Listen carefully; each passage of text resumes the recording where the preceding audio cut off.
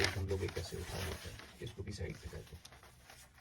अब देखो ये जिस तरह ये लिखा हुआ है ना, शॉर्ट एसेस के तकरीबन पैराग्राफ्स जो हैं, और शॉर्ट एसेस में भी हाँ एक चीज़ मैं आपको बता दूँ, उसको फिर कंफ्यूज नहीं करना। शॉर्ट एसेस में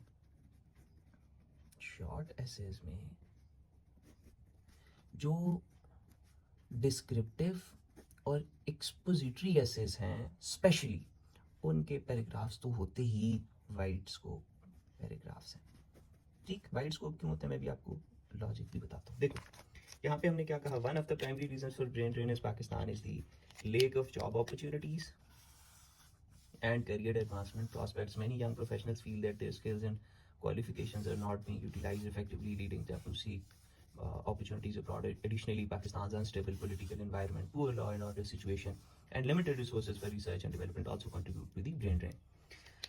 अब देखो शॉर्ट एसेस में ना आपके पास इतनी जगह नहीं होती, खास तौर पे मैंने कहा एक्सपोजिटरी और डिस्क्रिप्टिव एसेस में, कि आप इसमें फैक्ट्स फिगर्स और ये चीज़ें डालते रहो। इसमें तो आपके पास लिमिटेड सा स्कोप होता है, इसमें आपने वाइड स्कोप पैराग्राफ्स लिखने होते हैं, और उसके अंदर ना आपने स्टफिंग करनी होती है आर्ग्यूमेंट्स की। देखो lack of job opportunities, career advancement, lack of career advancement prospects, skill and qualifications are not being utilised, unstable political environment, poor law and order situation, limited resources. अब सीएसएस वगैरह का अगर इम्तिहान है पीएमएस का, public service commission का, तो ये जो आपने एक एक बात लिखी हुई है, इस हर एक बात पे आपको जाके पूरा पूरा ऐसे लिखना पड़ता है, ठीक है। तो वहां पर अगर हर एक बात पे एक पूरा पूरा ऐसे नहीं, सॉरी, पैराग्राफ लिखना पड़ता है, तो वहां पे स्कोप बिल्कुल मुख्तलिफ हो जाता है। जबकि यहाँ पे इन सारी चीजों को आपने एक ही जगह बंद कर देना होता है। आपने एक वाइड स्कोप किस्म की टॉपिक स्टेटमेंट देनी होती है, उसके नीचे आपने इसी तरह पॉइंट्स को फिट कर देना होता है, ठीक है। ये वाइड स्कोप हमने ये दी, उसके नीचे देखो हमने बिजनेस कनेक्ट पीपल वाला पैराग्राफ बात फिट की, फिर बिजनेसेस वाली बात फिट की, फिर एजुकेशन एंड लर्निंग वाली बात हम लोगों ने फिट कर ली, ठीक।